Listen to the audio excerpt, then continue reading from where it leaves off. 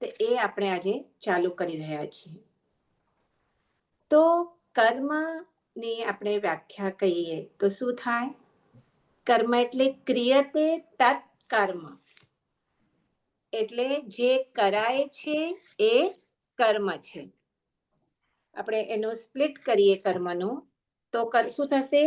કર્મ એટલે ક્રુ, સંસ્કૃતમાં આપણે કહીએ તો ક્રુ પ્લસ મન, એટલે એ થશે કર્મ. કે જીવ દ્વારા જે પણ પ્રવૃત્તિ કરાય છે મન, વચન કે કાયાની, એ શું છે?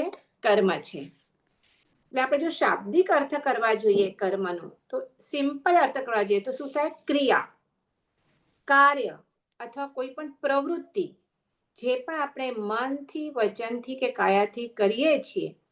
ફોર એક્ઝામ્પલ, સૂવું છે, બેસવું છે, હમણાં આપણે બોલી રહી છું, ખાવાની ક્રિયા છે, ચાલવાની ક્રિયા છે, આ બધી શું છે? ક્રિયા છે કઈ. એટલે જે પણ જીવનમાં કાર્ય કરાય છે એ બધું શું છે? કર્મ છે. અને જૈન દર્શન આપણું કર્મના સિદ્ધાંતમાં જ માને છે કે આપણે હમણાં જે પણ પરિસ્થિતિમાં છીએ, ક્યારેક અનુકૂળ હોય, ક્યારેક પ્રતિકૂળ હોય, ક્યારે આપણે ફેવરેબલ હોય, ક્યારે અનફેવરેબલ હોય, ક્યારેક આપણા મન પ્રમાણે થાય, ક્યારેક આપણા મન પ્રમાણે ન થાય. જે પણ પરિસ્થિતિ, સારા કે ખરાબ પરિસ્થિતિ જે પણ જીવનમાં આવે, એના માટે સંપૂર્ણપણે આપણે જ જવાબદાર છીએ. બીજો કોઈ એના માટે જવાબદાર નથી. કે જે પણ સારું કાર્ય થાય છે કે ખરાબ થાય છે, એ આપણા પર જ નિર્ભર છે. સિમ્પલ લોજિક છે કે સારું કાર્ય કરશો તો સારા ફળ મળશે, ખરાબ કામ કરશો તો ખરાબ ફળ મળશે. એટલે આપણે જે આ ડાયવર્સિટી જોઈએ છે, કે આપણે ઘણી વખત કહીએ કે મને આમ કેમ થયું, કેમ મારી સાથે જ આમ એવું થાય છે? તો કોઈને એમ જ કંઈ થતું જ નથી. હમણાં નહીં તો પૂર્વે પણ ક્યારે આપણે, જે મેં કીધું કે સારા કાર્યો કરીએ તો સારું ફળ આપે, ખરાબ કાર્યો કરીએ તો ખરાબ ફળ આપે. એમાં સિમ્પલ લોજિક 1 + 1 = 2, ઇક્વેશન સિમ્પલ એવી રીતે છે. એમાં કોઈ બીજું તારું ખરાબ બગાડતું નથી. નિમિત્ત થઈ શકે, પણ જે તારી સાથે થાય છે એ તારું પોતાનું જ કરેલું એ ફળ, એના લીધે જ એ ફળ તને મળે છે. એટલે આ જો એક વખત કર્મ સિદ્ધાંત આપણા મગજમાં બેસી જાય, તો પછી આપણું જે જીવન, મરણ, સુખ, દુઃખ, જે આપણે આજુબાજુ, ફોરગેટ અબાઉટ આવરસેલ્ફ, આપણે બીજી પણ આજુબાજુ આપણે જોઈએ કે ફિનાન્શિયલી, શારીરિક કેટલી બધી અસમાનતા જોઈએ, જે ડાયવર્સિટીઝ જોઈએ છીએ આપણે, એ બધું જો કર્મ ફિલોસોફી, કર્મના સિદ્ધાંત આપણે સમજ્યા હોઈએ તો એનું આપણે સંતોષપૂર્વક ખુલાસો આપી શકાય. આપણે જોઈએ કે આપણે કેટલી ડાયવર્સિટીઝ હોય કે કોઈ માણસ બિચારો સવારથી રાત સુધી તનતોડ મહેનત કરે અને એ કેટલું કમાય, માંડ ખાવા પીવા ભેગું થાય, અને ઘણા જણા મસ્ત એસીમાં બેસી અને ઓફિસમાં બેસીને કરોડોના વેપાર કરતા હોય. કોઈ બાળક બિચારું એકદમ જન્મે, હજી તો સાવ આપણે ઓલા ન્યુઓમેટ્રિક્સ વોર્ડ્સમાં જઈએ તો બિચારા આટલા બચ્ચા હોય, એમને નળીઓ લગાડેલી હોય, સાવ નાના નાના બચ્ચા હોય, શું ને શું લગાડેલું. આપણા ઘરમાં બાળક મસ્ત તંદુરસ્ત હરતું ફરતું હોય. કેટલી બધી આપણે ડાયવર્સિટીઝ જોઈએ, જેવી રીતે મેં કીધું, શ્રીમંત છે, ગરીબ છે, રોગી છે, કોઈ એકદમ હેલ્ધી છે. તો આ બધું શેના લીધે થાય છે? તો જો આ કર્મનો સિદ્ધાંત આપણે સમજ્યા હોઈએ તો આ બધાની, આ ડાયવર્સિટીઝનો આપણે સંતોષકારક ખુલાસો મળી શકે કે જેવા આપણે કર્મ કર્યા છે એ જ પ્રમાણે એના ફળ આપણને મળે છે. તો હવે આ કર્મ શું છે? તો જૈન દર્શન પ્રમાણે કર્મ શું છે? શું થયું? આ લોકો નીકળી ગયા, શું થયું? જૈન દર્શન પ્રમાણે શું છે? કર્મ પૂતગલ છે. ઓકે, આપણે 6 દ્રવ્ય આપણે શીખ્યા છીએ, બરાબર છે? કયા કયા 6 દ્રવ્ય છે? હર્ષ કહીશ, અનમ્યુટ કરી લે અને 6 દ્રવ્યના નામ બોલ. ધર્માસ્તિકાય, અધર્માસ્તિકાય, પૂતગલ, જીવ, જીવ, આકાશાસ્તિકાય અને કામ. તો આ તો બીજા તો ચલો સાયલેન્ટ છે. આ બધા આકાશાસ્તિકાય, ધર્માસ્તિકાય, અધર્માસ્તિકાય, કાળ, એને આપણે સાઈડમાં રાખીએ. મેઇન આપણે કામ કોનું પડે છે? જીવ અને પૂતગલ. બરાબર. તો આ કર્મ શું છે? તો કર્મ પણ પૂતગલ છે. આ 6 દ્રવ્યમાંથી એક દ્રવ્ય છે. અને પૂતગલ છે એટલે જડ છે, એમાં ચેતના નથી, પણ અતિશય એનું જે સ્મોલેસ્ટ પરમાણુ હોય એ અતિશય સૂક્ષ્મ છે. અને એ પરમાણુઓના જથ્થાને આપણે શું કહીએ? કોઈને યાદ આવે છે? જ્યારે ગ્રુપ ઓફ પરમાણુ ભેગા થાય તો એને શું કહેવાય? એમને કહેવાય વર્ગણા. યાદ આવે છે? વર્ગણા 8 પ્રકારની વર્ગણાઓ આપણે જ્યારે જીવ, પૂતગલ બધું સમજ્યાતા ત્યારે એ વર્ગણા આપણે સમજ્યાતા કે 8 પ્રકારની વર્ગણાઓ છે પૂતગલની. બિલકુલ યાદ નથી આવતું કોઈને, એટલે એક્ઝામ હોય તો બધાને બરાબર યાદ રહે. તો કઈ છે 8 પ્રકારની વર્ગણા? વર્ગણા એટલે જે એના પરમાણુઓનો જથ્થો હોય એને શું કહેવાય? વર્ગણા. તો ઔદારિક વર્ગણા, વૈક્રિય વર્ગણા, આહારક વર્ગણા, તેજસ વર્ગણા, શ્વાસ વર્ગણા, ભાષા વર્ગણા, મનોવર્ગણા અને કાર્મણ વર્ગણા. તો આ આપણું શરીર જે છે બનેલું છે એ પૂતગલથી બનેલું છે, એ તો બધાને ખ્યાલ છે. તો એ કયા પૂતગલથી, કયા વર્ગણા? વર્ગણા એટલે પૂતગલનો જથ્થો, પૂતગલ પરમાણુઓનો જથ્થો, એને વર્ગણા કહેવાય. તો જે ઔદારિક શરીર બનાવવા માટે જે પૂતગલ પરમાણુઓ કામ આવે એને ઔદારિક વર્ગણા કહેવાય. આપણું શરીર ઔદારિક શરીર છે. જ્યારે દેવ અને નારકીનું શરીર કેવું હોય? તો વૈક્રિય શરીર હોય. હવે આ બધા છે ને, આ બધી ટર્મિનોલોજી યાદ રાખજો તમે. કાં તમે પાછા સાંભળો. એકચ્યુઅલી આજે હું એનો ભૂલી ગઈ, તમને PDF કરીને મોકલાવું છું. આની સવારથી બહાર કાઢી રાખી છે પણ રહી જાય છે. કાલે હું યાદ કરીને મોકલાવું છું તમને. તો પણ પહેલાની તો હશે તમારી પાસે. તો આ વર્ગણા એટલે શું? 8 ટાઈપની વર્ગણા છે. તો ઔદારિક શરીર બનાવવા માટે જે પૂતગલ પરમાણુઓની વર્ગણા કામ આવે એ શું છે? ઔદારિક વર્ગણા છે. બીજી છે વૈક્રિય વર્ગણા. ઔદારિક તો તિર્યંચનું અને મનુષ્યનું કેવું શરીર હોય? ઔદારિક શરીર હોય. જ્યારે નારકી અને દેવોનું કેવું? વૈક્રિય શરીર હોય. વૈક્રિય શરીર એટલે એ લોકો કંઈ તૂટે કરે તો પણ પાછું ભેગું થઈ જાય. આપણા જેવું નહીં કે એક આંગળી તૂટી તો જાઓ સરસ ડીપ ફ્રીઝમાં રાખી દો, પછી પ્લાસ્ટિક સર્જરી કરાવો ત્યારે તમે એ જોઈન થઈ શકે, એવું નથી. આપણે ખબર છે નારકીમાં તો કાયમ છેદો ભેદો ચાલુ જ હોય ને પાછા એમના શરીર જેવા હોય એવા થઈ જાય. પ્લસ વૈક્રિય શરીર દેવોના હોય એટલે જેવું જોઈએ એવું રૂપ ધારણ કરી શકે. તો આ વૈક્રિય શરીર બનાવવા માટે જે પૂતગલો કામ આવે એને શું કહેવાય? વૈક્રિય વર્ગણા કહેવાય. તો આવી રીતે શ્વાસ, ભાષા, મન, આ બધા ભાષા આપણે બોલીએ છીએ પણ શું છે? એ પણ પૂતગલ પરમાણુઓના વર્ગણા છે, ભાષા વર્ગણા. મનમાં વિચાર કરો છો એ પણ શું છે? મનોવર્ગણા છે.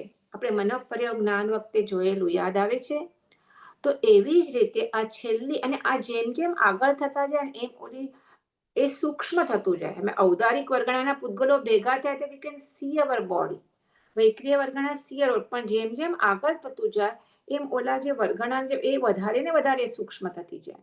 સો વી કાન્ટ સી ધ ભાષા વર્ગણા, મનોવર્ગણા, કર્મણ વર્ગણા. પણ આ જે બેઝિકલી જે શું કહેવાય કર્મ આપણે કહીએ, તો કર્મ બાંધવા માટે જે પૂતગલ પરમાણુઓ કામ આવે એને શું કહેવાય? વેઇટિંગ રૂમમાં તો મેં કર્યું. જે પૂતગલ પરમાણુઓ કામ આવે એને શું કહેવાય? કાર્મણ વર્ગણા. ખ્યાલ આવ્યો? કાર્મણ વર્ગણા એટલે કર્મ બાંધવા માટે જે પૂતગલ પરમાણુઓ કામ આવે એને કહેવાય કાર્મણ વર્ગણા. હવે આ જે છે કર્મ બાંધવા માટે, તો જીવ કેવી રીતે આ કર્મ બાંધે છે? તો મન, વચન અને કાયાની જે પ્રવૃત્તિ થાય, અથવા આપણે કહીએ કે મન, વચન અને કાયાના યોગથી જે પ્રવૃત્તિથી એ શું કરે, આ જે કાર્બન વર્ગણા છે, પૂતગલો છે, એને આકર્ષિત કરે. ઠાસીને ભરેલી છે કાર્બન વર્ગણા. આખા 3 લોકમાં આપણા આજુબાજુ આ કાર્બન વર્ગણાના પૂતગલો ઠાસીને ભર્યા છે. અને જ્યારે આપણે આ મન વચન કાયાની જે પણ પ્રવૃત્તિ કરીએ એનાથી એ એટ્રેક્ટ થાય અને આપણી સાથે બંધાય. તો એ કેવી રીતે આવી રીતે બંધાય? તો એના 4 રીઝન શાસ્ત્રમાં આપેલા છે.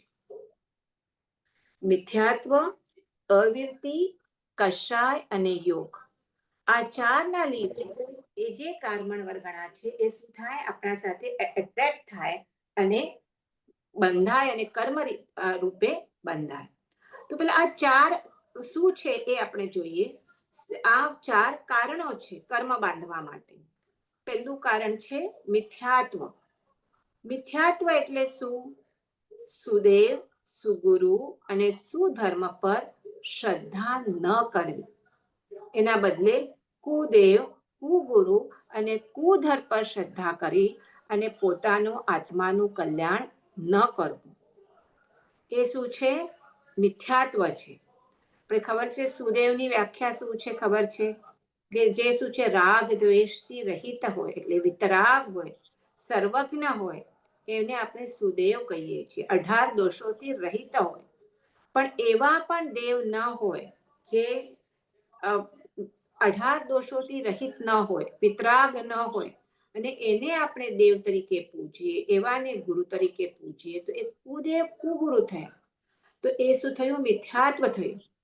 એવી જ રીતે સંસારાભિમુખ આપણી વૃત્તિ રાખવી. એટલે સંસારમાં જે આપણને એમ થાય કે મને સુખ મળે છે, સુખ ક્યાંથી મળવું જોઈએ? સંસારમાંથી જ સુખ મને શું થાય છે, જે મળે છે એ સાચું સુખ છે. એક મિનિટ.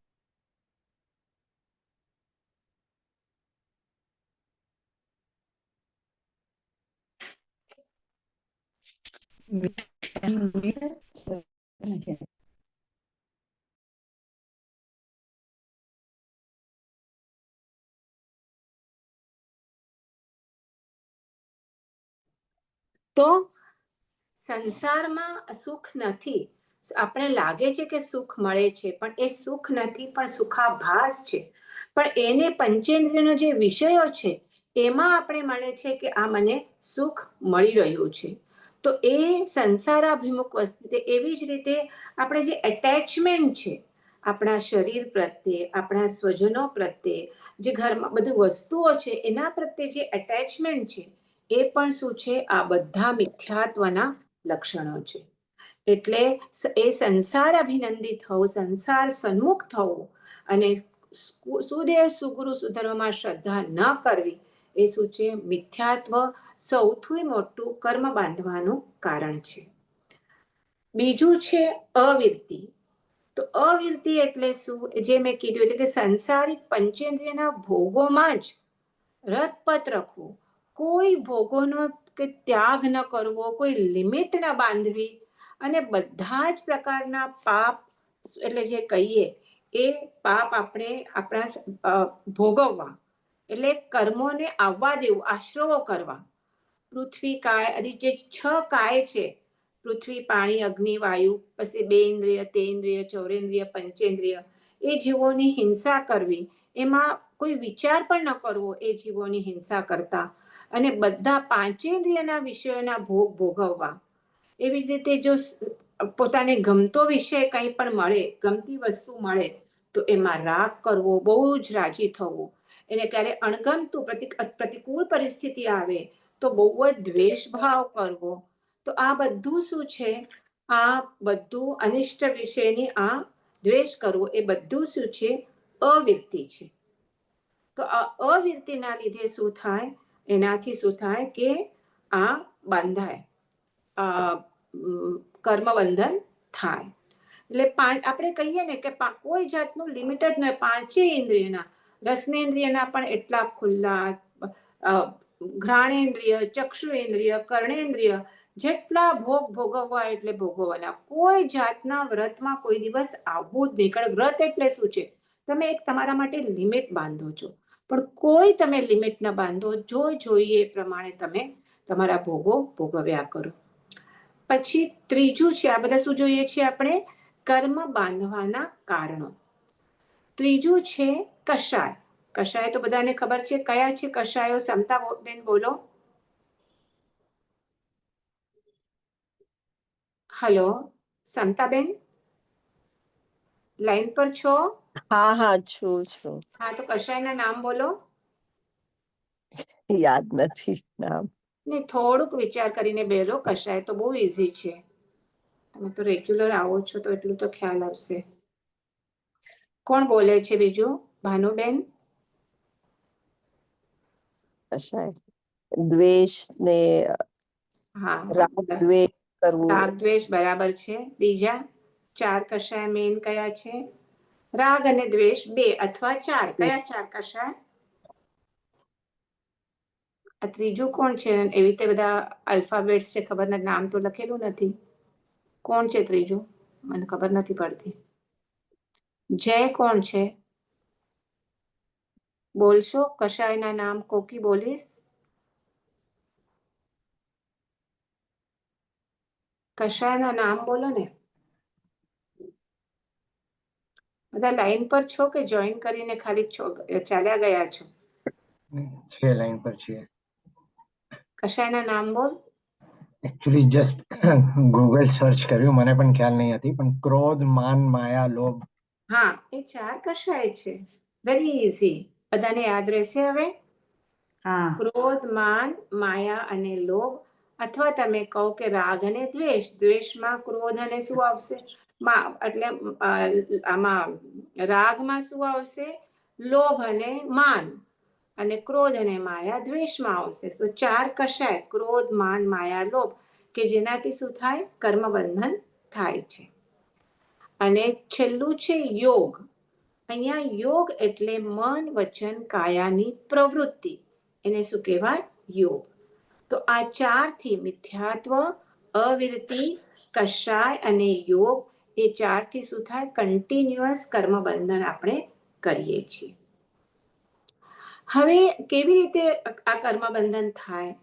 તો એક એક્ઝામ્પલ આપ્યું છે કે જો કપડું ચોખ્ખું હોય અને એના ઉપર તમે બીચ પર ફરવા ગયો છો અને એના ઉપર જો રેતી ચીટકે તો તમે રેતીને ઊભા થાવ અને આમ જસ્ટ ખંખેરો તો શું થાય? આપણે બેસી ત્યારે ચોટી જાય, પણ આમ ખંખેરો તો શું થાય? બધી રેતી નીકળી જાય. પણ જો એ જ તેલ એમાં આપણા કપડા પર તેલ વગેરે લાગ્યું હોય, ડાઘવાળું હોય તેલથી, અને એના પર જો એ ધૂળના રજકણો ચોટી જાય તો પછી શું થાય? એ જલ્દી નીકળે નહીં. જેવી રીતે કોરું કપડું હોય અને રેતી ચોટી હોય તો તરત નીકળી જાય, પણ તેલવાળું કપડું હોય ને એના ઉપર ધૂળના રજકણ ચીટક્યા હોય તો એ જલ્દી ના નીકળે. તો એવી જ રીતે આત્મા જ્યારે મિથ્યાત્વાદી દોષવાળો બને છે, આ બધા આ 4 માંથી કોઈ દોષ લાગે છે, ત્યારે જે આજુબાજુ મેં કીધું કે ઠાસીને કારમળ વર્ગણા ભરી છે, તો આ જ્યારે કોઈ દોષ કરે છે તો શું થાય છે? એ જે કારમણ વર્ગણા છે એ આપણે આત્માને ચોટે છે, કર્મ બને છે અને ચોટે છે. અને એ જ આપણે કહીએ કે એ કર્મ બને છે. જે કારમણ વર્ગણા હોય એ કર્મ બને છે. તો આવી રીતે ખ્યાલ આવ્યો તમને કેવી રીતે? કે જે આપણે જે પણ ક્રિયા કરીએ છીએ, હવે આ ભાવ કર્મ અને દ્રવ્ય કર્મ હું કરું એટલે એનાથી ખ્યાલ આવશે કે કર્મ 2 પ્રકારના છે. એક છે ભાવ કર્મ અને બીજું છે દ્રવ્ય કર્મ. હવે મેં શું કીધું કે કેવી રીતે કર્મ બને છે? કે તમે જે પણ રાગ કે દ્વેષની ક્રિયા કરો છો, એટલે કે જે પણ કષાય પરિણામ કરો છો, એ કષાય પરિણામને ભાવ કર્મ કહેવાય. તમે રાગ કરો, દ્વેષ કરો, ક્રોધ કરો, માન કરો, એ બધાને ભાવ કર્મ કહેવાય. કારણ એના લીધે જે કારમણ વર્ગણા આપણી આજુબાજુ છે, એ કારમણ વર્ગણાના પૂતગલો છે, એ આત્મા સાથે આવીને ચોટે છે અને કર્મ રૂપે પરિણમે છે. એટલે એ જે કારમણ વર્ગણાના પૂતગલો આત્મા સાથે ચોટી અને કર્મ રૂપે પરિણમે છે, એને કહેવાય દ્રવ્ય કર્મ. અને કોના લીધે આવું થાય છે? એ જો સમભાવમાં રહે, ન રાગ કરે ન દ્વેષ કરે, જે પણ પરિસ્થિતિ હોય કાંઈ જ ન કરે તો કોઈ કર્મણ વર્ગણા આવે. એ હમણાં પણ આપણે ત્યાં આજુબાજુ પડ્યા છે તો બધા થોડા આવીને આપણે ચીટકે છે. જે પ્રમાણે આપણે જેટલું આપણે પરિણામ કરશું એટલા જ એ કર્મણ પરગણા આવીને ચીટકવાના છે. તો એ છે દ્રવ્ય કર્મ. બરાબર. તો હવે આ આપણે જોઈએ તો વૃક્ષ હોય, એના જે બીજ નીચે પડે, વૃક્ષમાંથી બીજ બને અને પછી એ જ બીજ જમીનમાં પડે, વરસાદ વગેરે પડે તો અંકુરિત થઈ પાછું એમાંથી બીજું ઝાડ થાય. તો આવી રીતે વૃક્ષમાંથી બીજ અને બીજમાંથી વૃક્ષ એ પરંપરા અનાદિ કાળથી ચાલી આવી છે. એવી જ રીતે દ્રવ્ય કર્મથી ભાવ કર્મ અને ભાવ કર્મથી દ્રવ્ય કર્મની પરંપરા અનાદિ કાળથી ચાલી આવે છે. તો કેવી રીતે આપણે સમજીએ કે દ્રવ્ય કર્મમાંથી ભાવ કર્મ અને ભાવ કર્મમાંથી કેવી રીતે? તો હવે જુઓ, જ્યારે કર્મ આપણે કોઈ બાંધેલું હોય તો મેં કીધું રીતે તે ફળ તો આપશે જ. બાંધેલો કર્મ છે એટલે જ્યારે એ ઉદયમાં આવે ત્યારે શું થાય? ઉદયમાં આવે એટલે આપણે એ કર્મ તો ભોગવીએ. હવે શુભ છે કે અશુભ છે પછી વિચાર કરીએ, ભોગવીએ એટલે એ એનું ફળ આપે. સપોઝ હવે આપણે હમણાં સપોઝ સાતાવેદનીય, ચલો ને બધાને સાતાવેદનીય કર્મ છે એટલે બધા સારી રીતે બધા બેઠા છો, કોઈને માથું નથી દુખતી, કોઈને શરદી નથી થઈ, પ્લસ બધી અનુકૂળ પરિસ્થિતિ છે, લાઈટ છે તમારી પાસે, પંખો કે એસી પણ ચાલુ હશે એટલે બધાને હમણાં સાતાવેદનીય કર્મ ચાલી રહ્યું છે. તો એ પ્રમાણે જે છે અને આપણે ભોગવી રહ્યા છીએ, જે કર્મ ફળ ઉદયમાં આવે છે ને ભોગવીએ છીએ. હવે એટલે એ જે આપણે ફળ ભોગવીએ તો એ જે પરમાણુઓ સાતાવેદનીયના પરમાણુ હતા એ ખરી પડે છે, એનું કર્મ ફળ આપીને એ નીકળી જાય છે. પણ થાય એવું છે કે હવે સાતાવેદનીય છે કે સપોઝ આપણે અસાતાવેદનીય સમજશું તો સમજવામાં વધારે સારું પડશે. હમણાં મને માથું દુખવા લાગ્યું, બરાબર છે, તો માથું દુખવા લાગ્યું તો એ ફળ એ કર્મ ઉદયમાં આવ્યું, એ દ્રવ્ય કર્મ ઉદયમાં આવ્યું. શું આવ્યું? માથું દુખવા લાગ્યું, એનું ફળ મળ્યું. હવે જ્યારે એ માથું દુખવા લાગ્યું એના લીધે આપણે એકદમ બેચેન થઈ જઈએ છીએ કે અરે બાપરે, કેમ દુખે છે, કઈ દવા લઉં, શું કરું, મારું હવે આ બગડશે, કેટલા બધા મનમાં વિકલ્પ આવે છે. તો એના લીધે એટલે બેઝિકલી આપણી રાગ કે દ્વેષાત્મક આપણી ક્રિયા થઈ અને એના લીધે પાછા એ તો કર્મના વર્ગણો ખરી જાય છે, માથું દુખવાના જે હતા એ. પણ એ સમયે આપણે જે બીજું રાગ કે દ્વેષાત્મક પરિણામે જે પણ કરીએ છીએ પરિણામ, એના લીધે શું થાય છે? જે બીજી આજુબાજુની કર્મણ વર્ગણા હોય છે એ પાછી આપણી સાથે એટલે આત્મા સાથે ચીટકે છે અને બંધ થાય છે. એટલે અહીંયા દ્રવ્ય કર્મ ઉદયમાં આવ્યું જેના લીધે આપણે ફળ મળ્યું દ્રવ્ય કર્મનું, પણ એ જ વખતે આપણે પાછું રાગ દ્વેષાત્મક પરિણામ કરીએ તો એ શું થયું? ભાવ કર્મ થયું. એટલે ભાવ કર્મ થયા એના લીધે નવા કર્મ બંધન થાય છે અને પાછું એ કર્મ બંધન જ્યારે ઉદયમાં આવશે ત્યારે પાછા તમે રાગ દ્વેષાત્મક ક્રિયા કરશો એટલે પાછું નવું કર્મ બનશે. એટલે આ જે આપણે કહીએ તો આ જે ચક્કર આપણે કહીએ એ ચાલુ જ હોય છે. એટલે આ આત્મા આપણે જે કહીએ એટલે દ્રવ્ય કર્મ અને એનો ભાવ કર્મ પાછો દ્રવ્ય કર્મ. અને જ્યારે આ ક્યાં સુધી આ ચાલે છે કે ઇવન જ્યારે આત્મા દેહ છોડે છે તો આ દેહ સાથે છૂટું પડશે. મૃત્યુ એટલે શું? કે દેહ અને આત્માનો વિયોગ, જે સંયોગ થયો હતો અને આ આત્મા દેહ છોડીને ચાલ્યો જાય, પણ એની સાથે એટલે ઔદારિક દેહ છોડી જશે પણ જે કર્મણ વર્ગણાના પૂતગલો છે એ એની સાથે જ આવશે. અને એટલે જ એ આપણે જે હમણાં જે કર્મ ભોગવી રહ્યા છીએ, આપણે જે પણ પરિસ્થિતિ, એ બધા શું છે? આપણે પૂર્વે જે કર્મો આપણે બાંધ્યા છે એ પણ આવશે. પદે કેટલા ટાઈમ પછી ઉદયમાં આવે, શું આવે, કેવી રીતે, એ પણ છે. આપણા 8 કર્મ પતી જશે પછી આપણે એ ટોપિક પર જશું. પણ એ જ્યારે એનો ટાઈમ હોય ત્યારે શું થાય? પાછા ઉદયમાં આવે. જ્યારે એ એટલે નવો દેહ ભલે નવો ધારણ કર્યો પણ એ નવા દેહમાં પણ પૂર્વે બાંધેલા કર્મોનો જ્યારે કર્મ પાકવાનો જ્યારે ટાઈમ હોય એનો ઉદય થવાનો, એ જ્યારે ટાઈમ થાય ત્યારે એ ઉદયમાં આવે અને તમને એ ટાઈમમાં એનો ફળ મળે છે. એટલે આવી રીતે જૂના કર્મોનો ક્ષય થાય અને નવા કર્મોનો બાંધાય. આ પ્રક્રિયા અનંત કાળથી જન્મો જન્મ નિરંતર ચાલ્યા જ કરે છે. અને જ્યારે આ કર્મોનો સંપૂર્ણ ક્ષય થાય તો ત્યારે શું થાય? આત્મા કર્મ રહિત થાય અને જેને આપણે કહીએ કે મુક્ત અવસ્થા અથવા તો એનો મોક્ષ થાય. ક્યારે થાય? કે સંપૂર્ણ કર્મ રહિત અવસ્થા થાય ત્યારે.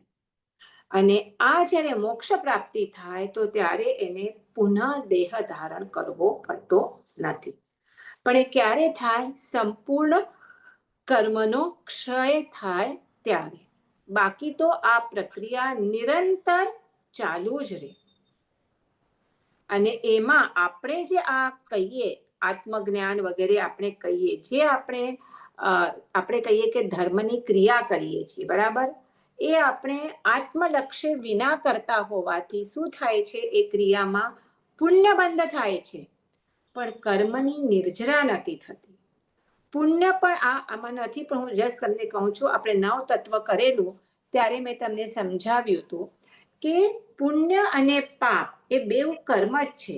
ઓલું શુભ કર્મ છે અને આ શું છે? અશુભ કર્મ છે. પણ બેઝિકલી બેઉ કર્મ જ છે. અને મોક્ષ ક્યારે થાય? કે જ્યારે પુણ્ય અને પાપ બેઉ નિર્જરી જાય. પુણ્ય કર્મ પણ ન જોઈએ, પાપ કર્મ પણ ન જોઈએ. પણ જે આપણે ક્રિયા કરીએ, મેડિટેશન કે એવી ક્રિયા કરીએ કે પુણ્ય કર્મ પાપ કર્મ નથી જોઈતું, પણ જે સંચિત કરેલા જૂના કર્મો છે એ કર્મને આપણે ખપાવવા છે, જેને આપણે કહીએ છીએ નિર્જરા. તો આપણું લક્ષ્ય શું હોવો જોઈએ? નિર્જરા કરવાનું. કારણ જ્યારે સંપૂર્ણ કર્મની નિર્જરા થશે ત્યારે જ મોક્ષ પ્રાપ્તિ થશે. તો આટલે સુધી ખ્યાલ આવે બરાબર બધાને? પછમાં ન સમજ પડી હોય તો પૂછી શકો છો. હવે જે આ કર્મનું આવવું એટલે કર્તૃત્વ અને પછી એને ભોગવવું એટલે એના ઉદયમાં ફળ આવે એ ભોગવવા, આ જે પણ કર્તૃત્વ ભોગતૃત્વ આ બે ટાઈપના જીવો છે. આપણે જોયું તો એક સંસારી જીવ છે અને એક મુક્ત જીવો છે. મુક્ત એટલે એમણે બધો કર્મનો ક્ષય કર્યો છે. તો હવે આ જે કર્તૃત્વ ભોગતૃત્વ વગેરે જે ચાલતું હોય એ કોને હોય? જે કર્મ સહિત સંસારી જીવોને છે એના માટે જો એક વખત સંપૂર્ણ કર્મ ક્ષય કરીને સિદ્ધાવસ્થા પ્રાપ્ત થઈ છે એટલે કર્મ રહિત અવસ્થા છે, શુદ્ધ ચેતનરૂપ અવસ્થા છે. તો ત્યારે શું છે?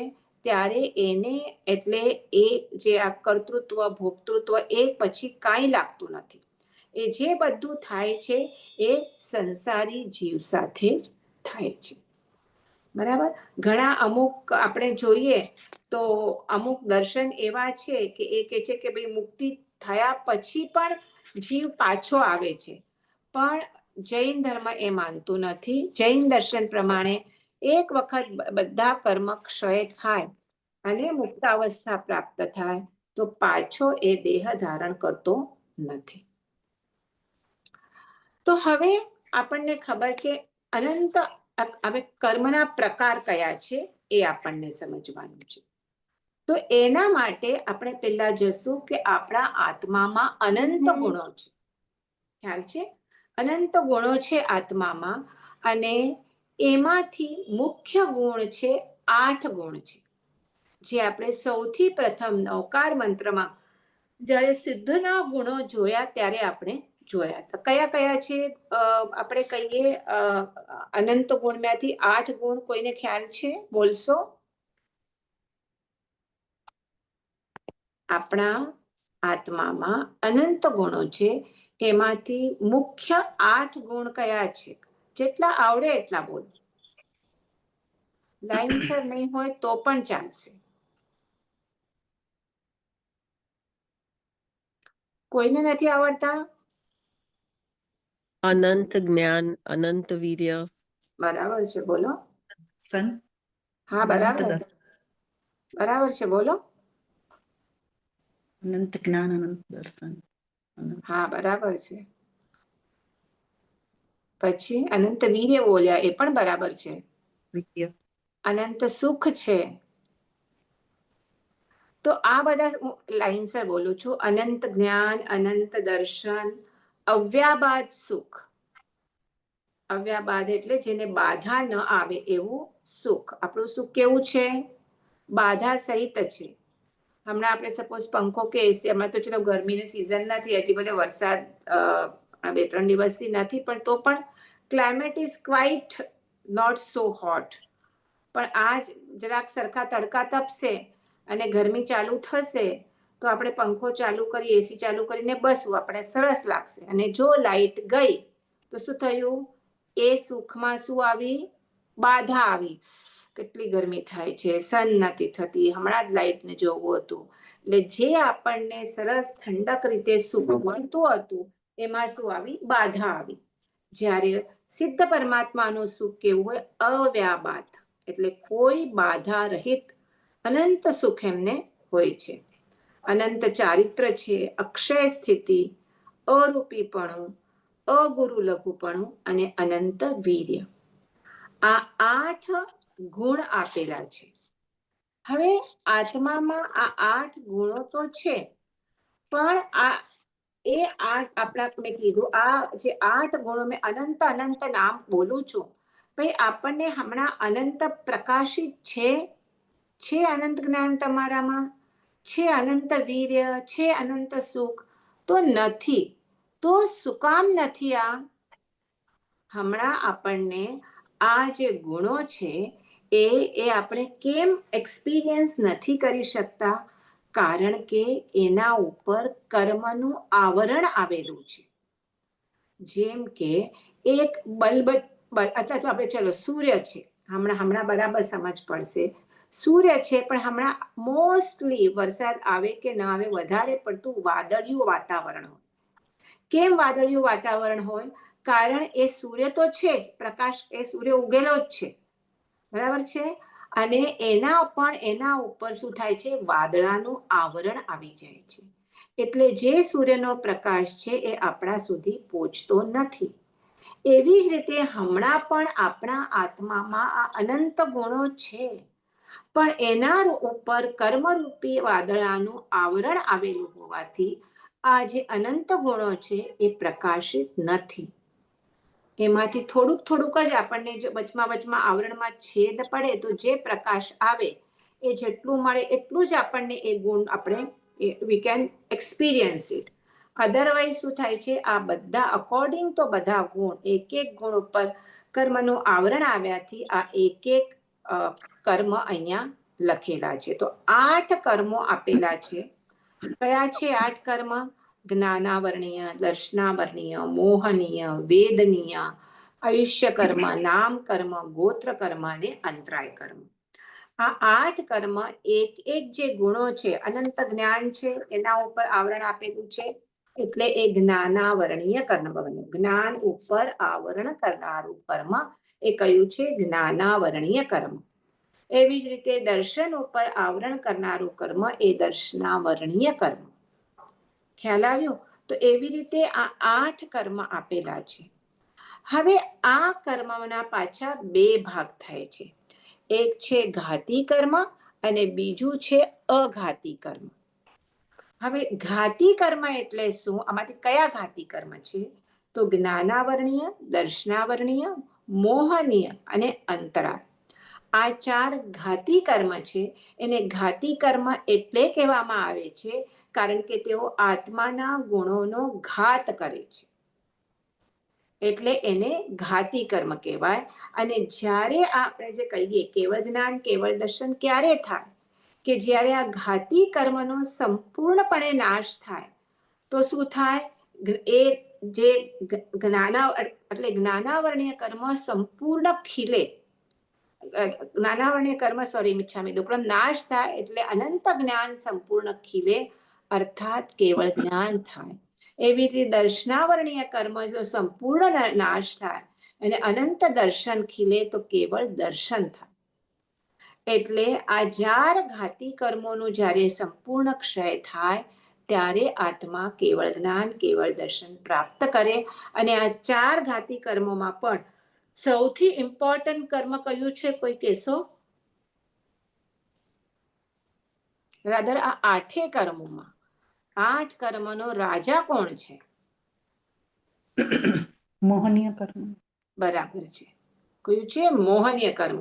એના લીધે જ આ બધો કર્મનો ચક્કર, આ મિથ્યાત્વનો ચક્કર આ મોહનીય કર્મના લીધે જ છે. તો આવી રીતે આ 4 મેં બોલી એ કયા છે? ઘાતી કર્મ. અને બીજા 4 છે આયુષ્ય કર્મ, નામ કર્મ, ગોત્ર કર્મ અને વેદનીય કર્મ. એ શું છે? અઘાતી કર્મો છે. તો આ ઇવન કેવળ જ્ઞાન કેવળ દર્શન પ્રાપ્ત થયા પછી પણ જ્યાં સુધી આયુષ્ય કર્મ બાકી છે ત્યાં સુધી, એટલે અઘાતી કર્મ હોય, કેવળી વિચરતા હોય, એટલે અઘાતી કર્મ ઉદયમાં છે. અને જ્યારે આયુષ્ય કર્મનું સંપૂર્ણપણે સંપૂર્ણ થાય, કે જેટલું આયુષ્ય હોય એ સંપૂર્ણ થાય, એટલે આયુષ્ય કર્મ સાથે બીજા 3 કર્મ પણ એનો ક્ષય થઈ અને એ નિર્વાણ પામે અથવા તો મોક્ષ પામે. ખ્યાલ આવ્યો? એટલે ઘાતી કર્મો હંમેશા અશુભ જ હોય, જ્યારે અઘાતી કર્મો હોય એ શુભ કે અશુભ બંને હોય. પછી પાછું સમજાવીશ એક એક કર્મ વખતે, પણ તમને જસ્ટ એક આઈડિયા આવે એટલે આપણે કહું. સપોઝ જ્ઞાનાવર્ણીય કર્મ છે, એ કયો કર્મ છે? ઘાતી કે અઘાતી? ફટાફટ બોલો, હું હમણાં બોલી રહી છું. ઘાતી કર્મ. ઘાતી કર્મ, બરાબર છે. હવે મેં શું કીધું? ઘાતી કર્મ કેવા હોય? there are 2 categories, અશુભ અને શુભ. તો ઘાતી કર્મ કેવા છે? અશુભ છે. અશુભ છે. અને અઘાતી કર્મ કેવા છે? શુભ અશુભ બંને હોઈ શકે. રાઈટ. કેવી રીતે? હવે આપણે જોઈએ. હવે જ્ઞાનાવર્ણીય કર્મ શું કીધું? ઘાતી કર્મ કીધું. હવે જે જ્ઞાનાવર્ણીય કર્મ છે એ જ્ઞાનને આવરે છે, એટલે આપણને જેટલું યાદ રાખવાની શક્તિ હોય એટલું આપણે યાદ નથી રાખી શકતા. તો એ અશુભ છે કે શુભ છે? અશુભ છે. અશુભ. અશુભ. હા, એ શુભ હોઈ જ ના શકે ને. જ્ઞાનને આવરનારું કર્મ શુભ કેવી રીતે હોઈ શકે? ક્યારે પણ એ અશુભ જ હોય. છેલ્લું મેં અંતરાય કર્મ કીધું. અંતરાય કર્મ એટલે શું? જે એનાથી જે આત્માનું અનંત વીર્ય છે એને જે ઢાકે એ આ અંતરાય કર્મ છે. તો એ તો અશુભ જ હોવાનું, શુભ હોઈ જ ના શકે. જ્યારે અઘાતી કર્મો છે એ શું છે? શુભ અને અશુભ બંને છે. કયા કયા છે? વેદનીય કર્મ, પછી આયુષ્ય કર્મ, નામ કર્મ અને ગોત્ર કર્મ. એ 4 શું છે? શુભ પણ અઘાતી કર્મો છે, જે શુભ પણ છે અને અશુભ પણ છે.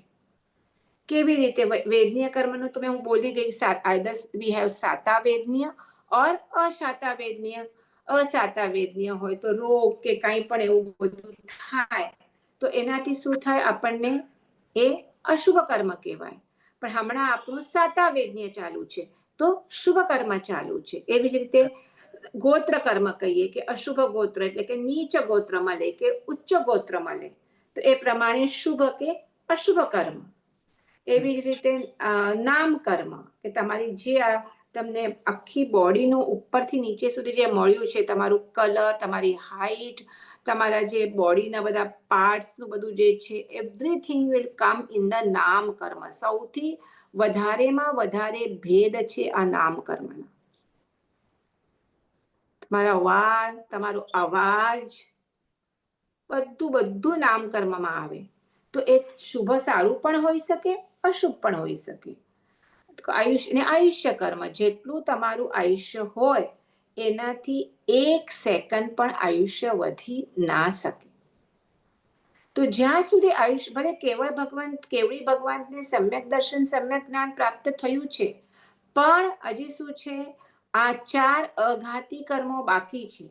એટલે એ વિચરી રહ્યા છે અને ભવ્ય જીવોને એ દેશના પણ આપે છે કે એમના જીવોનું પોતાના આત્માનું તો કલ્યાણ થયું, પણ હવે એ બીજા ભવ્ય જીવોના આત્માનું કલ્યાણનું નિમિત્ત બને છે. તો આવી રીતે આપણે ચાર મૂળ કર્મ 8 જ્ઞાનાવરણીયથી કરીને એમાં 4 ઘાતી કર્મ અને 4 અઘાતી કર્મ. હવે આપણે એક પછી એક કર્મ જોશું. આજે મારા ખ્યાલ પ્રમાણે કદાચ એક જ કર્મ થશે. વાંધો નહીં, આપણે બહુ ફાસ્ટ નહીં જોઈએ, શાંતિથી જઈએ. પણ તમને બરાબર ખ્યાલ આવે છે મને ખાલી કહેજો. ન ખ્યાલ આવે તો ત્યાં જ આપણે રિપીટ પાછા કરવામાં વાંધો નથી. તો કઈને પૂછવું છે કોઈને? તો પહેલું કર્મ છે જ્ઞાનાવરણીય કર્મ. જો કે આ સમજવા માટે સહેલું પડશે, કારણ આપણે 5 જ્ઞાનનો વિષય લઈ લીધો છે. તો વોટ ઇઝ જ્ઞાનાવરણીય કર્મ? તે જે જ્ઞાન ગુણ છે, સૌથી મુખ્ય ગુણ, આત્માના અનંત ગુણોમાં સૌથી મુખ્ય ગુણ હોય તો કયો? જ્ઞાન ગુણ છે. જેના લીધે આપણે સમજી શકીએ છીએ. આપણે હમણાં સાંભળી બધું એ શું છે? જ્ઞાન ગુણના લીધે છે. તો હવે એ જ્ઞાન ગુણને જે ઢાંકે, એને જે આવરણ કરે, એ છે જ્ઞાનાવરણીય કર્મ. જ્ઞાન ગુણને આવરનારું કર્મ જ્ઞાનાવરણીય કર્મ. કે જેમ અહીંયા સૂર્યનું એક્ઝામ્પલ આપણે જોયું કે સૂર્ય છે પણ ઉપર વાદળા આવવાથી એનો પ્રકાશ ઢંકાઈ ગયો છે. એ સંપૂર્ણ પ્રકાશ મળી શકતો નથી. પણ એના વચ્ચે થોડો પ્રકાશ, ઘણી વખત આવરણ છે પણ વચમાં છેદ લગેલું હોય તો થોડો પ્રકાશના કિરણ આપણને આવે છે. તો એવી જ રીતે આ આત્મારૂપી સૂર્ય પર પણ કર્મરૂપી આવરણ હોવાથી આપણને અનંત જ્ઞાન, કેવળ જ્ઞાન નથી, પણ કંઈક વચમાં થોડો જ્ઞાન દર્શન રૂપી પ્રકાશ મળી રહ્યો છે. તો હવે આ જ્ઞાનાવરણીય કર્મ થયું. હવે જ્ઞાન 5 પ્રકારના છે, એટલે એમના આવરનારા કર્મો પણ, એટલે કે જ્ઞાનાવરણીય કર્મના 5 ભેદ છે. કારણ સપોઝ 5 ભેદ કયા? જ્ઞાન અનંત જ્ઞાનના કયા 5 ભેદ છે? કોણ બોલશો?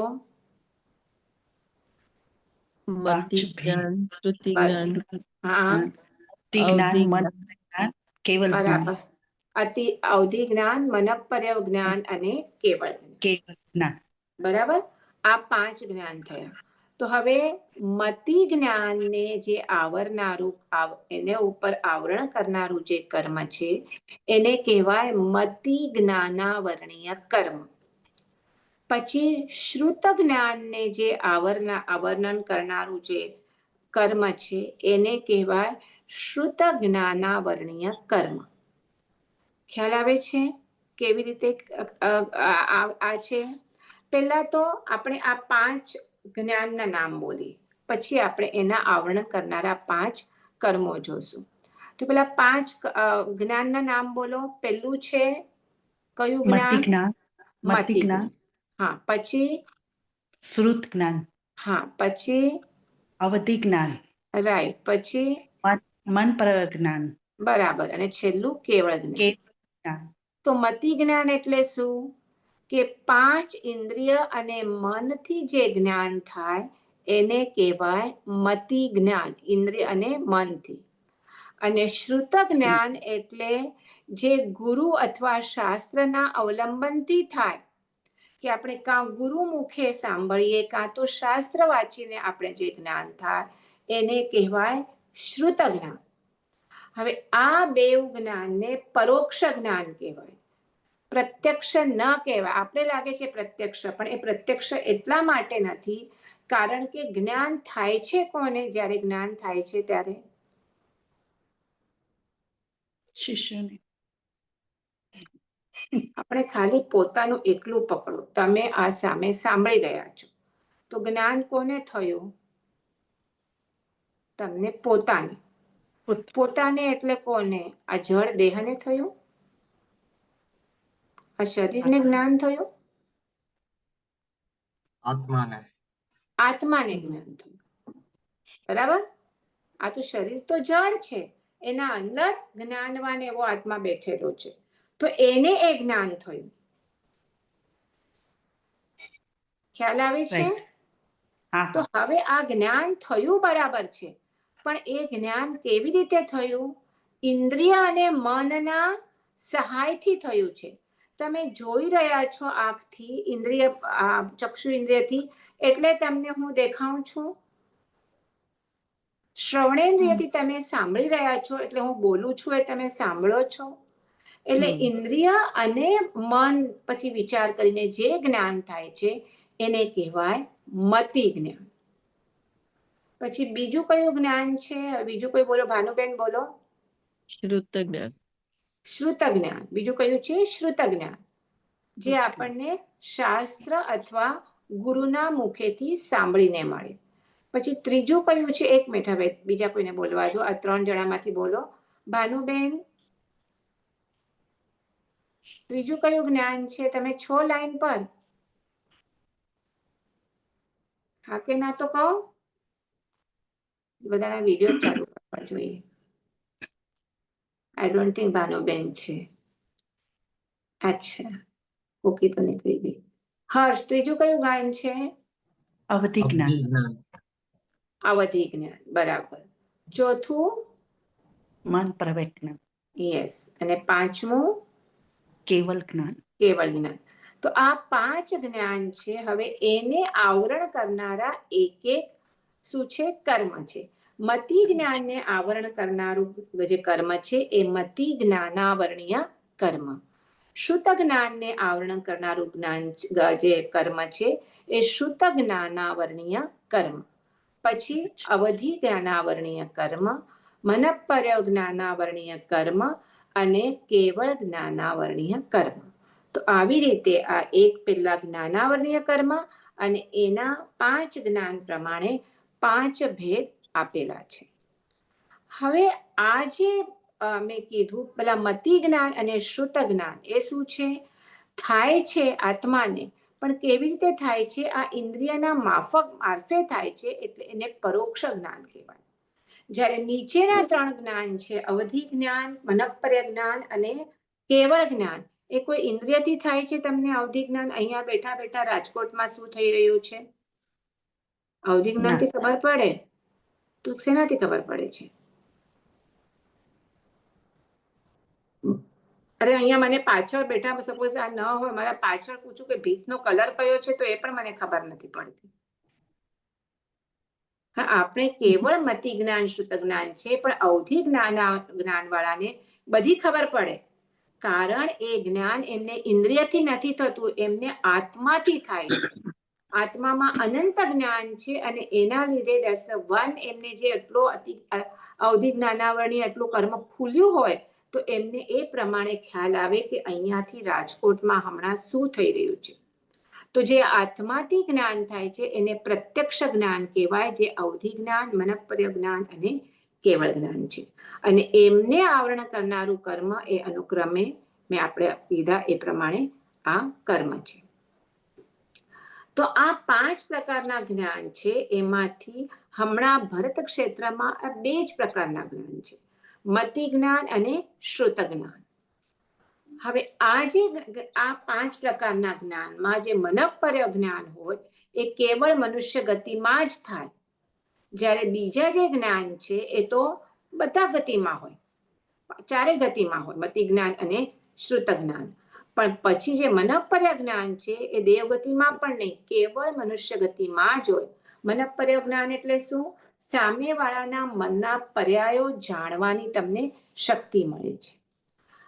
શક્તિ મળે છે, રાધા તમારું એટલો મનપર્ય જ્ઞાનાવરણીય કર્મનો ક્ષયોક્ષમ થાય છે.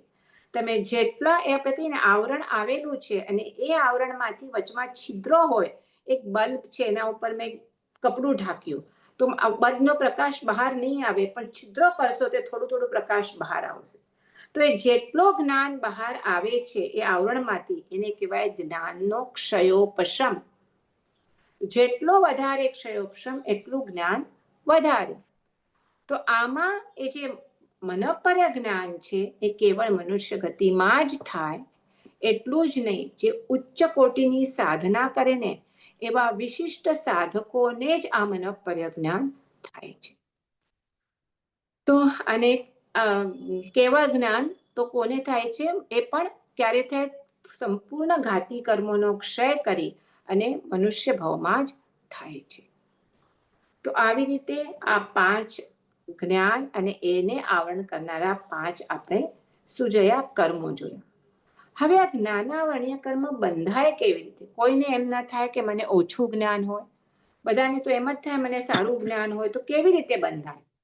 તો સૌથી લોજિકલી વાત કરીએ તો જ્ઞાન અને જ્ઞાનીઓની આશાધના કરવાથી સૌથી મુખ્ય જ્ઞાનાવરણીય કર્મ બંધાય.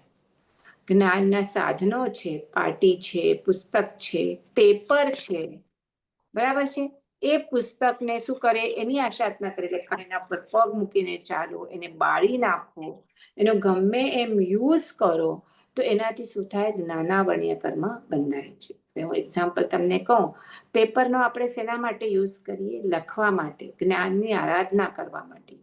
પણ આજે કેટલા બધા ઠેકાણે અબ્રોડમાં તો છીએ, પણ ઇન્ડિયામાં પેપરનો યુઝ આપણે ટોયલેટ રોલ તરીકે યુઝ કરીએ છીએ. જે પેપર ઉપર આપણે લખીએ એ જ પેપર, ભલે તમે પેપરના આપણે કહીએ ક્વોલિટીમાં કે ફરક હોય, પણ finally it is also paper. તો એનું તમે આવી રીતે યુઝ કરો તો ઓફકોર્સ જ્ઞાનાવરણીય કર્મ બંધાય. આશાધના કરો છો જ્ઞાનની. તો આવી રીતે આપણે વિચાર કરશું તો કેટલા બધા રીતે આપણો જ્ઞાનાવરણીય કર્મ બંધાતું હોય. હું એકદમ તમને સિમ્પલ એક્ઝામ્પલ કહું. કોઈ આવીને તમને 30,000ની નોટોની થકડી થઈને કહું 30,000 જવો દે, ચલો તમારા હસબન્ડે તમને આપ્યા વાપરવા માટે, અને તમને મંથલી, અને તમને એ કાઉન્ટ કરવા છે. તો તમે કેવી રીતે કાઉન્ટ કરો? 1, 2, 3, 4, વચમાં પાછું ના થાય ચીટકે તો શું કરે? થૂક લગાડો, બરાબર? થૂક લગાડો ને પાછું કાઉન્ટ કરવાનું ચાલુ કરો. તો આજે થૂક લગાડીને કરો છો તો એ શું છે? તમે જ્ઞાનની આશાધના કરો છો. ચોપાટી પર ગયા છો અને મન થયું કે ચલો ભેળ ખાઈ, ભેળવાળી પાસે જઈ અને કહીએ અમારી પાસે ભેળ આપ, તીખી મીઠી જે પણ. શેમાં આપે? કાગળમાં આપે. મોસ્ટલી તો ન્યૂઝપેપરમાં કે એવું જ હોય જેના ઉપર અક્ષર લખેલા હોય. ખાઈને પછી તમને એ ગમે એમ કરીને ડૂચો મારીને એ પેપરને ફેંકી દો. ઘણી વખત આપણે ન્યૂઝપેપર વગેરે કે આવવા જઈએ તો બેસવા માટે પણ યુઝ કરતા હોઈએ. ઘણી રીતે તમે શાંતિથી વિચાર કરશો તો આપણી ઘણી રીતે આ જ્ઞાનની આશાધના થતી હોય. જેટલી આશાધના વધુ એટલું જ્ઞાનાવરણીય કર્મ વધારે બંધાશે. આપણે તો શું કરશે? અહીંયા બાંધવું નથી, આપણને શું કરશે? તોડવું છે. તો આ બધી આશાધનાઓથી બચવાની અવેરનેસ આપણે રાખવાની જરૂર છે. અને એની સાથે સાથે જૂના જ્ઞાનાવરણીય કર્મ છે તો કેવી રીતે તમે એક કર્મને તોડો? તો સિમ્પલ, જ્ઞાન અને જ્ઞાની એમની ભક્તિ કરો. જ્ઞાનના સાધનો છે એની ભક્તિ, પૂજા, આદર એના ઉપર રાખો, એની કરો. અને જે જ્ઞાનીઓ છે એમનો પૂજા, આદર, સત્કાર, વિનય કરો. એનાથી શું થાય? આ જ્ઞાનાવરણીય કર્મ તૂટે. તમે પોતે ભણો, પોતે પણ સ્વાધ્યાય કરો. તો સ્વાધ્યાય કરવા પોતે કરો અને બીજાને કરાવો તો એનાથી શું થાય? જ્ઞાનાવરણીય કર્મ તૂટે છે. તો આવી રીતે આપણે 8:30 બસ થયા, 2-3 મિનિટ એક બાકી છે. પૂછવું હતું. હા, પૂછો ને. આ ટોયલેટ રોલના જે પેપર્સ હોય છે એ તો પ્લેન પેપર્સ હોય હા, છે. પણ તમે પ્લેન પેપર જ તમે લખો ને. લખેલા પેપર ઉપર તો તમે ન લખી શકો ને. જ્યારે તમે નોટ્સ બનાવશો હમણાં, ઓફકોર્સ મેં કીધું ક્વોલિટી ઇઝ ડિફરન્ટ, પણ ફાઇનલી પેપર તો પ્લેન પેપર ઉપર જ તમે લખો ને. પેપર શેના પણ માટે કામ આપણે અક્ષર નથી, અક્ષરને આપણે એટલે નાનપણથી જ આપણે કે બરાબર છે, અક્ષરને આપણે અક્ષરનો તો આસાધના નથી ન જ કરીએ. કરવાનો. હા, અક્ષરનો પણ જે જ્ઞાનના સાધનો છે, સાધનો, અચ્છા, એનું બી કરો તો આસાધના થાય. હા, એની પણ સાધનો પણ તમે આપણે જ્ઞાન પાંચમના તમે હવે તો મહારાજ સાહેબને સારું ઓલો જે લેખન કરાવે છે એ હવે પણ જનરલી તમે જ્ઞાન પાંચમના દરેક દેરાસરમાં જ્ઞાનની સ્થાપના કરી હોય છે, મોટી જ્ઞાન પાંચમના. ખ્યાલ છે તમને? ત્યાં શું કરીએ આપણે? બધું બુક અને પેન અને એની હા, તો પૂજા બુક કરીએ. લખો. જે બુક તમે ત્યાં રાખો તો એ બુક કેવી હોય? કોરી હોય ને. ભલે લાઇન્સ હોય પણ અદરવાઇઝ તો કોરી હોય ને. કોરી હોય. તો તમે શેના માટે રાખો? પૂજા કરવા માટે. હા, તો પછી ટોયલેટ રોમાં એ જ કોરો પેપર છે, ભલે થોડોક ઓછા મતલબ હલકા ક્વોલિટીનું છે, બીકોઝ ફાઇનલી તો પેપર જ છે ને, જ્ઞાનનું સાધન છે.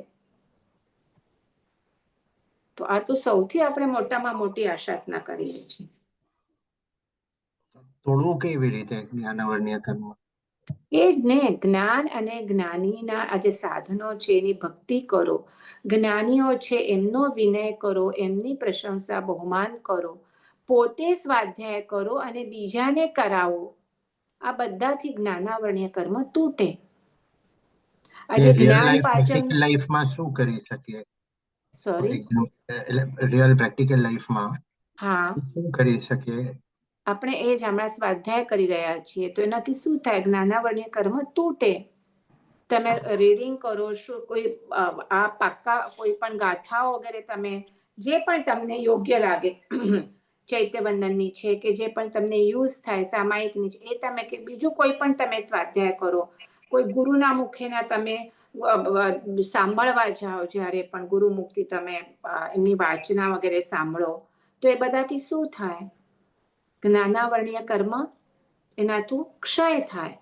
જ્ઞાનીઓની ભક્તિ કરો, જે જ્ઞાનીના પુસ્તક વગેરે છે એ તમે છપાવી એટલે યોગ્ય રીતે બધું જે પણ થતું હોય વિવેકપૂર્વક બધું જે થાય. વિવેક ઇઝ ઓલસો વેરી ઇમ્પોર્ટન્ટ. તમે ખાલી આટલી બધી છપાવી દીધી અને પછી એવી રીતે તમે આપી કે પાછું ઓલટાની આશા જ ના થાય, તો એ પણ ના થવું જોઈએ. ક્વેશ્ચન છે, ઘણી વખત આવે છે રિયલ લાઈફમાં ઘણા બધા ફાઇનાન્શિયલ ડોક્યુમેન્ટ્સ હોય કે ક્રિટિકલ ડોક્યુમેન્ટ હોય, તો એને પછી ફાડી દઈએ છે, એટલે કોઈને હાથમાં ના, તો એ કર્મ બંધાય કે નહીં એનાથી? ઓફકોર્સ બંધાય, પણ હવે જે ચીજો આપણા હાથમાં હોઈ શકે એ તો આપણે કરી શકીએ ને. સંસારમાં છીએ એટલે અમુક તો આપણે કરવું પડે, જેમ તે હમણાં કીધું એવી રીતે. પણ જે ચીજો આપણે કરી શકીએ છીએ, આપણે હવે ગયા છીએ બહાર પિકનિકમાં, શું કરીએ? ન્યૂઝપેપર લઈને જઈએ, તેના ઉપર બેસીએ, એના ઉપર પગ આપીએ, એમાં બેસીને એમાં ખાઓ, તો આ બધું શું થાય? જ્ઞાનની આશાધના થાય છે એનાથી. એટલે બને એટલું થોડુંક અવેરનેસ રાખીએ તો થોડુંક તો ટાળી શકાય. કોઈને હાયર એજ્યુકેશન માટે એને સમજો, જેવી રીતના આજકાલ આજે લોન ને આપે, તો એ બી જ્ઞાનાવરણીય કર્મની આ થઈ, એટલે ધાર્મિક જ્ઞાન નહીં, હા, પણ એટલે એ બેઝિકલી ઇટ્સ નોટ અ પારમાર્થિક જ્ઞાન. ધાર્મિક કરતા પણ પારમાર્થિક નથી, લૌકિક જ્ઞાન છે, પણ તો પણ તમે કોઈને જ્ઞાન આપવામાં તો મદદરૂપ થાઓ જ છો. તમે વધારે પારમાર્થિક જ્ઞાન માટે કરો તો વધારે સારું. આ લૌકિક જ્ઞાન છે, પણ તો પણ જ્ઞાન તો આપો જ છો તમે, ને જ્ઞાન માટે તો તમે હેલ્પ કરો જ છો, તો એ સારું જ છે. આ તપ છે, જે જ્ઞાન પાંચમનું તપ છે. પછી અક્ષય નિધિ તપ છે. એ શું છે? જ્ઞાન જે 5.5 વર્ષનું હોય, દર મહિનાના સુદ પાંચમના આવે, અને દિવાળી પછી ક્યારે આવે? 5મા, જે જ્ઞાન લાભ પાંચમ કહેવાય આપણે લૌકિક રીતે, અને આપણે જ્ઞાન પાંચમ કહીએ, મોટી પાંચમ. તો શું કરીએ? આપણે જ્ઞાનની આરાધના કરીએ. એમાં કેવી રીતે કરીએ આરાધના? કે જ્ઞાનના મેન 5 ભેદ, અને એ 5 ભેદના પાછા બીજા ભેદ, ટોટલ 51 ભેદ. તો 51 ભેદની આપણે શું કરીએ? એક આપણે એટલા સાથિયા કરીએ, એટલી આપણે 20 નવકરવાળી ગણીએ, ઓમ રીમ નમો નાણસ. પછી એના જે દુહા બોલીએ, એના ખમાસણા કરીએ, એની ક્રિયા કરીએ, અને એ દિવસે આપણો ઉપવાસ હોય. અને એવી રીતે દર મહિનાનું પાંચમ આવે, અને એમાં પછી 51 ભેદ નહીં કરવાના, એમાં ખાલી જે મેન 5 ભેદ છે, એ 5 ભેદની જ આપણે શું કહીએ? આરાધના કરીએ. તો એનાથી શું થાય? જ્ઞાનાવરણીય કર્મ તૂટે. એ જે દિવસે ઓમ રીમ નમો નાણસ્યની આપણે ગાણા, ખાલી જેટલું કરો એટલું તમે ઉપયોગપૂર્વક કરો. એવી રીતે નહીં કે તમે આ બાજુ ક્રિયા કરો છો અને તમારે મન બીજો ચાલે છે, એ નહીં. પ્રોપર ભાવપૂર્વક, ઉપયોગપૂર્વક તમે આ જ કરો. તો એનાથી શું થાય? જ્ઞાનાવરણીય કર્મ તૂટવા માટે જ જ્ઞાન પાંચમનું તપ કીધેલું છે શાસ્ત્રમાં. એ છે ને બીજું અક્ષય નિધિ છે. 2 તપ તો મને ખબર છે. જ્ઞાન પાંચમ તો વધારે નોંધ છે. આ બધાથી શું થાય? કર્મ તૂટે. જ્ઞાનીઓનું બહુમાન કરો, તો એ બધાથી શું થાય? જ્ઞાનાવર્ણ્ય કર્મ તૂટે, ક્ષય થાય જ્ઞાનાવર્ણ્ય કર્મનો. ને મેન તો સૌથી વધુ એટલે ઓફકોર્સ મોહનીય કર્મ તો સૌથી મોટો છે, જેનાથી રાગ દ્વેષ, પણ આપણે જ્ઞાન તો જોઈએ, જ્ઞાન વગર ક્યાંથી આપણને મળે? ને આપણે ડાયવર્સિટીઝ જોઈએ છીએ જ્ઞાનની, કે કોઈને તરત જ્ઞાન ચડી જાય અને કોઈને કેટલી બધો ટાઈમ લાગે એ જ સમજવા માટે. ટીચર એક ક્લાસમાં બેઠા એક ભણાવતા હોય તો કોઈ છોકરાઓને ટીચર તો એક જ સમજાવવા વાળા, કોઈને જલ્દી સમજ પડી જાય, કોઈને જલ્દી ના પડે. સો એટલો તમારો જ્ઞાનાવર્ણ્ય કર્મના ક્ષયોક્ષમ ઓછો વધારે. બરોબર. ખ્યાલ આવ્યો? ઓકે. ખ્યાલ આવે. ઓકે. નેક્સ્ટ ટાઈમ મોસ્ટલી પાછી હું ગુરુવારના નહીં લઈ શકું, લગભગ મંગળવારના જ લઈશ. તો એ પ્રમાણે તમને હું નાખું છું ગ્રુપમાં કે ગુરુવારના લઉં છું કે મંગળવારના લઉં છું, અને આનું PDF જે છે એ મોકલાવી દઉં છું કર્મ થિયરી. ઓકે. જો જીનાત આવી રીતે કંઈ બોલાવી હોય તો મિચ્છામી દુકાન. ચાલો. જય જિનેન્દ્ર.